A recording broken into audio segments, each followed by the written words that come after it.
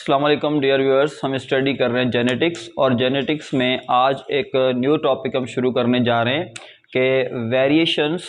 और कौन सी variations from Mendel's principles, यानी कि मैंडल ने हमें जो प्रिंसिपल्स दिए से वो हमने डिस्कस किए, देखे कि मैंडल ने क्या कहा था। लेकिन जेनेटिक्स में फिर बाद में कुछ ऐसी चीज़ें भी सामने आई जो उनके प्रिंसिपल से वेरी करती थी, तो फिर उनको हम पढ़ते हैं as a variations of Mendel's principles या वेरिएशंस फ्रॉम मैंडल्स प्रिंसिपल्स, यानी कि मैंडल ने जो चीज़ें बताई थी उनसे ये वेरी हैं, उनसे ये चेंज है। तो वो कौन सी चीज़ें हैं उनको हम देखते हैं। तो सबसे पहले वेरिएशंस फ्रॉम मैंडल्स प्रिंसिपल को समझने के लिए सबसे पहले हमें लोकस को समझना होगा कि लोकस क्या होता है। तो लोकस, वैसे हम कहते हैं कि लोकस जीन की जो जगह होती है जहाँ पर एक जीन मौजूद होता है उसे हम कहते हैं वो लोकस है। अब यानी कि यहाँ पर एक हमने डायग्राम बनाई गई है कि एक जीन और उसकी दो फॉर्म्स होती हैं, अलील होते हैं दो, यानी कि तो यहाँ पर देखें ये होमोलॉगस क्रोमोसोम है। ये जो दो क्रोमोसोम है इन्हें हम कहेंगे कि ये होमोलॉगस क्रोमोसोम्स हैं। ये दोनों जो है इन्हें हम कहते हैं कि ये होमोलॉगस क्रोमोसोम्स हैं, क्रोमोसोम्स। अब जैसे यहाँ पर ये जो जगह है जहाँ पर कैपिटल टी मौजूद है और ये जगह है जहाँ पर स्मॉल टी मौजूद है, ये वो जीन है जो फॉर हाइट है और ये उसके दो अलील है। तो एक जीन है, ये जीन है for height, gene is for height, और उसके दो अलील है, एक डोमिनेंट फॉर्म है और दूसरी रिसेसिव फॉर्म है। यहां पर भी ये एक होमोलॉगस क्रोमोसोम का पेयर है जहां पर जो जीन है वो है for colour, flower colour, flower colour, और इसकी भी दो फॉर्म्स मौजूद है, एक डोमिनेंट एक रिसेसिव। अब इसको समझना है कि ये जो जिस जगह पर जीन मौजूद है इसे हम कहते हैं ये इसकी लोकस है, ये इसकी पर्टिकुलर लोकेशन है जहां पर जीन मौजूद है। तो अब ये दो फॉर्म्स हैं। अब यहां पर नीचे देखें, इंट्रा अलीलिक इंटरेक्शन या इंट्राजेनिक इंटरेक्शन क्या होता है कि जब इनका आपस में कोई इंटरेक्शन हो, यानी कि जैसे ये डोमिनेंट है, ये रिसेसिव है, इनका आपस में अगर कोई इंटरेक्शन है तो ऐसे हम कहते हैं ये कौन सा इंटरेक्शन है, ये है इंट्रा अलीलिक इंटरेक्शन, या ऐसे हम कहते हैं ये इंट्राजेनिक इंटरेक्शन, यानी कि एक ही जीन की दो फॉर्म्स हैं उसके दरमियान इंटरेक्शन है, तो ये होगा इंट्राजेनिक। और ये दो अलील भी एक ही जीन के और उनके दरमियान इंटरेक्शन है तो इसे हम कहेंगे ये इंट्रा अलीलिक इंटरेक्शन है। तो इंट्रा अलीलिक और इंट्राजीनिक यानी कि ऐसा इंटरेक्शन जो एक ही जीन की दो फॉर्म्स के अंदर हो, उसे हम कहते हैं इनका जो आपस में रिलेशनशिप होगा वो इंट्रा अलीलिक होगा और इंट्राजेनिक होगा। अब एक ये पेयर है, दूसरा ये पेयर है।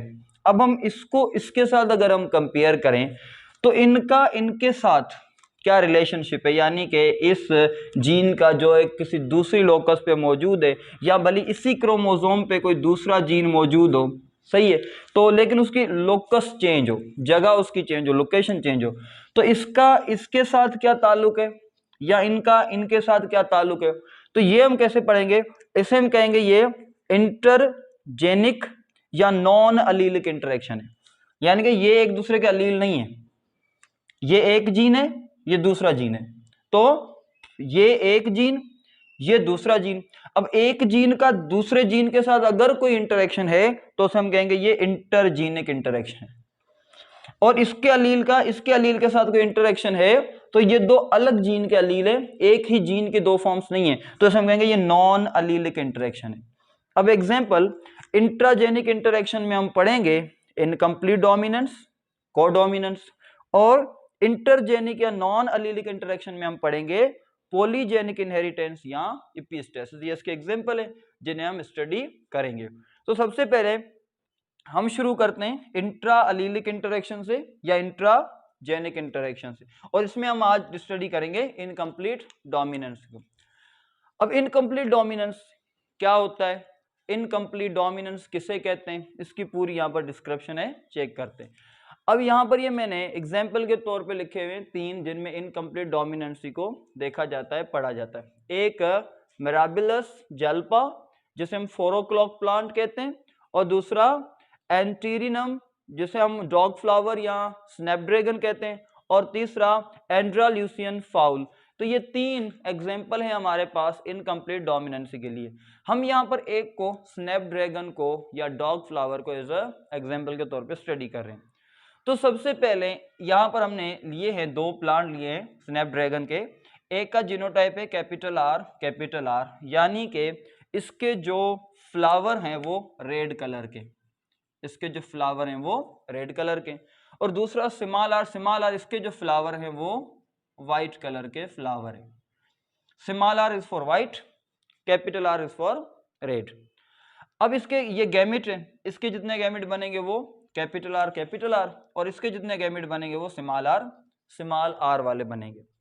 अब एक पेरेंट के हमने गैमेट यहां पर रखे, ये एक पेरेंट के गैमेट है, ये दूसरे पेरेंट के। अब ये हमें क्या मिला, इनके क्रॉस से हमें ये रिजल्ट मिली है capital R small r, capital R small r, capital R small r, capital R small r।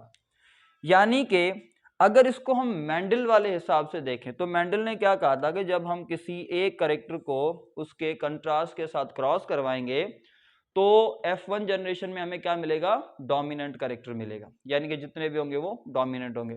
तो मेंडल के हिसाब से ये सारे क्या होने चाहिए, रेड होने चाहिए, क्योंकि मेंडल ने ऐसा कहा था कि जो डोमिनेंट कैरेक्टर होगा वो अपीयर होगा। लेकिन ऐसा नहीं हुआ।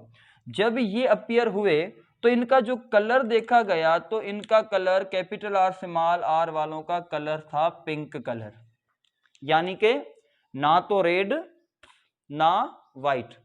इट मीन्स ये पता चला कि रेड इनकम्प्लीट डोमिनेंट है ओवर व्हाइट और व्हाइट इनकम्प्लीट डोमिनेंट है ओवर रेड। तो यानी कि जब दोनों इनकम्प्लीट डोमिनेंट है एक दूसरे के ऊपर तो दोनों ने खुद को हाफली एक्सप्रेस किया है, जिसकी वजह से एक इंटरमीडिएट कलर बना है जिसे हम पिंक कलर कहते हैं। तो इस तरह से F1 जनरेशन में 4 के 4 हमें पिंक फ्लावर्ड प्लांट मिले हैं और इनका जो जीनोटाइप है वो हेट्रोजाइगस जीनोटाइप है, यानी कि एक का और दूसरा, तो ये हेट्रोजाइगस जीनोटाइप है। तो F1 जनरेशन में मेंडल के हिसाब से क्या आना चाहिए था, रेड, लेकिन यहां पर क्या आया, इंटरमीडिएट यानी कि पिंक। तो इसे हम कहते हैं कि ये इनकम्प्लीट डोमिनेंसी है। सही है। तो यहां पर ये F1 जनरेशन की आपको रिजल्ट मिली है इनकम्प्लीट डोमिनेंसी की। तो इनकम्प्लीट डोमिनेंस यानी कि ऐसी डोमिनेंस जिसमें आपको क्या मिलता है कि एक इंटरमीडिएट कलर मिलता है दोनों का इनकम्प्लीट डोमिनेंस होने की वजह से। अब इसको अगर हम सेल्फिंग करवाएं F1 जनरेशन को और हम F2 जनरेशन देखना चाहें तो capital R small r cross with capital R small r, यानी कि सेल्फिंग करवा रहे हैं। तो इनके जीन है कैपिटल R स्मॉल r, इसके बनेंगे, इसके भी सेम बनेंगे। एक पेरेंट के एक तरफ रखे और दूसरे पेरेंट के दूसरी तरफ। अब अगर हम इनको देखें तो हमें क्या मिल रहा है, capital R small r, capital R small r। सही है। तो अब यहां पर अगर हम इनको क्रॉस करवाएं तो capital R capital R, capital R small r, capital R small r, small r small r, ये 4 हमें रिजल्ट्स मिलती हैं सेल्फिंग करवाने के बाद। तो ये जो कैपिटल R वाला है ये क्या है, रेड फ्लावर, इसके जो फ्लावर होंगे वो रेड कलर के होंगे। और ये जो स्मॉल r वाला मिला है इसके जो फ्लावर होंगे वो व्हाइट कलर के होंगे। और ये जो दो हैं इनके जो फ्लावर होंगे वो पिंक कलर के होंगे।